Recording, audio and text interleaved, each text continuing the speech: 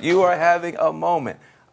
Look, CNN's calling you the hottest candidate in this race. Scarborough, after you came on his show, basically compared you to Barack Obama himself. How does it feel? I mean, 3 weeks ago, almost nobody knew who you were outside of Indiana, and now people are beginning to come around. How does that feel? It feels great. I'm trying not to let it go to my head because, I'm the same person I was 3 weeks ago, and more importantly, I need to make sure I stay the same person for the road ahead. But it's reassuring to know that when we get our message in front of people, they respond. People are excited about the idea of generational change. They're excited about a new vocabulary for Democrats in defending our values. And, whether we're in the early states or whether we're making the rounds in the media, just seeing that powerful response has been so motivating and so reassuring. Does it show up in the fundraising? Does it show up in crowd size? I mean, how is it? Is it getting to you? Do you know that something's changing? Can you feel it? Oh yeah, you can definitely. I can't explain it. Well, first of all, just as I travel, more and more people are coming up to me. Often when people know you're running for office, they come up to you and they talk about themselves. They talk about their stories and what it means to them. Yeah. And that's just gone through the roof. The fundraising is great. We could always use more. If anybody feels motivated to go to PeteForAmerica.com and lend a hand. Yeah. But that's been picking up. And more than anything, there's just this intangible energy that you can just feel when I walk into a room. This is a generationally different campaign in that there's so many people running and people, they have a big moment and then they just go down. Are you scared a little bit? I mean, a few weeks ago, somebody else was the flavor of the month. Are you scared that when you announce, you might then get the piñata treatment? Yeah, I mean, definitely the better you're doing, the more people are going to decide to take you down a peg. But that's just politics. That's how it works. And you shouldn't be in this field unless you're ready to defend your record and explain your values. I think really the way you survive the flavor of the month period, or with 20 of us, is probably a flavor of the week period.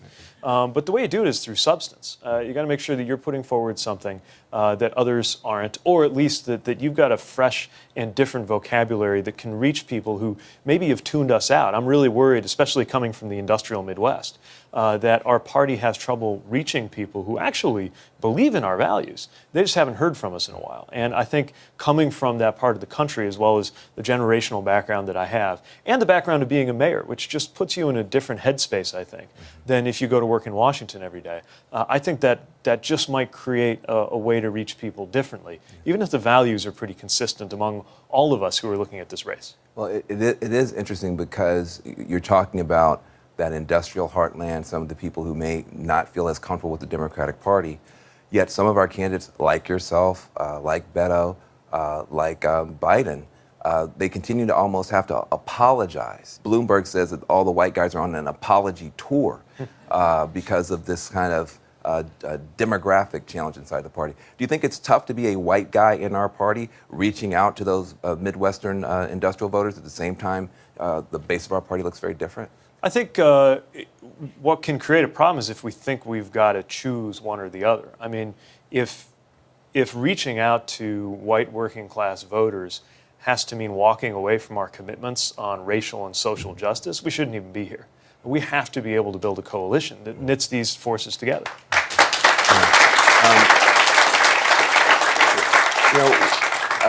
I agree, but it's just easier said than done. I mean, and it seems like the tripwire is so easy to set off. You're going to have to apologize for white privilege at some point. I mean, how are you going to handle doing what you just said needs to get done? In some ways, if you're a white candidate, you need to be thinking and talking about things like white privilege. It's I don't know that it's an apology tour. It's an honest engagement in good faith among people who have had radically different experiences but largely shared interests. We've got to figure out a way to use identity as a basis of solidarity.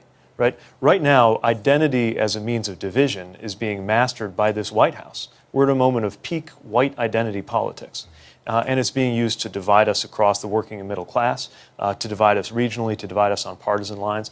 It's never going to be easier. It's always easier to use political rhetoric to make people feel small and afraid and less kind toward others. It's harder to use political rhetoric to make people feel big-hearted and secure and forward-looking. But it can be done, and that's one of the reasons to get into this in the first place. And is that why is it because of all the division that you saw that you felt like even at such a young age you need to get out there? Yeah, it's not like I grew up thinking, all right, I'm going to wait till I get to 37, then like boom, right? It's more that we're a moment that I think calls for something completely different. And I think you can tell that by the fact that there are so many of us. The fact that you got somewhere between 10 and 20 people looking at this, and no one's been able to command even a decisive plurality.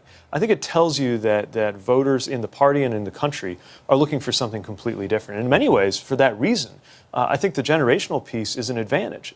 We've got a lot of leadership. I'd be 39 at inauguration. That's the same age as the president of France. I think that's slightly older than the prime minister of New Zealand, who's just become on the world stage just a remarkable leader. So I think it's less a question of are you old enough, and it's more a question of what do you have to say. Another question I think a lot of people have been trying to answer is the VP question.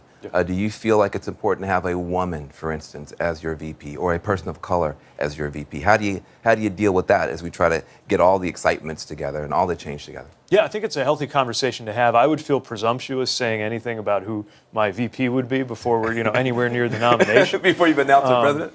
But I do think what we know is that our party needs to be, and our country needs to be led by faces that reflect its diversity, and that includes gender diversity, racial diversity. Our ticket should reflect that. Our leadership more broadly should reflect that. We've worked very hard to establish that in my administration back home. We're working on building a campaign team that reflects that, and I think that's fair game to ask anybody who wants to lead a ticket, especially if they turn out to be white and male.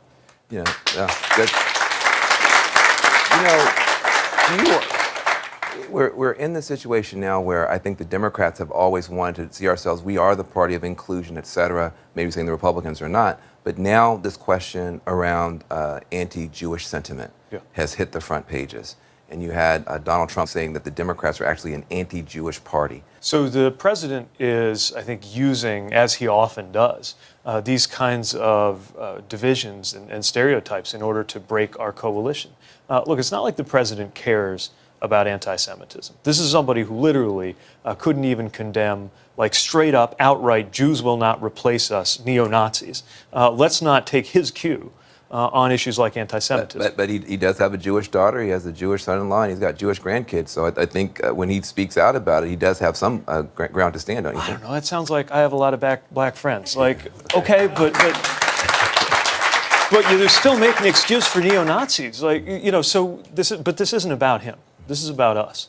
And we need to find a way in this country to debate policies in Israel, to recognize that supporting Israel can still include being critical of the Israeli right wing. But also we absolutely have to make sure that it never slides into these anti-Semitic stereotypes, things that echo some of the worst of what we've seen. And being held accountable for that is a healthy thing. You are a small town mayor in a red state, and people voted for Trump and you in your town.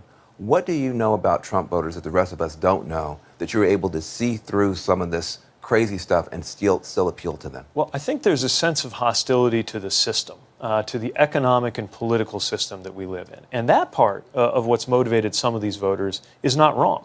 Now, don't get me wrong. I'm not making any excuse for some of the explicit appeals to racism that were made and in some cases worked. But at the same time, we've also got to recognize that if he's saying the system's rigged, and the way he's saying it is twisted, not really true, but there's a kernel of truth in there, and we look like we're the ones saying, oh no, the system is perfectly fine, then we got a problem. And Democrats are already, I think, experiencing this temptation to say, first, this is chaos, the White House is chaotic, we can't go on like this, it's tearing us apart. That part's true.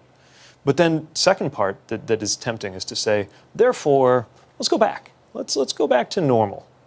The problem is normal wasn't working for a lot of people over decades when Republican and Democratic presidents have let us down. And Democrats can't take it back to the 90s any more than conservatives can take it back to the 50s. Wow, that's amazing.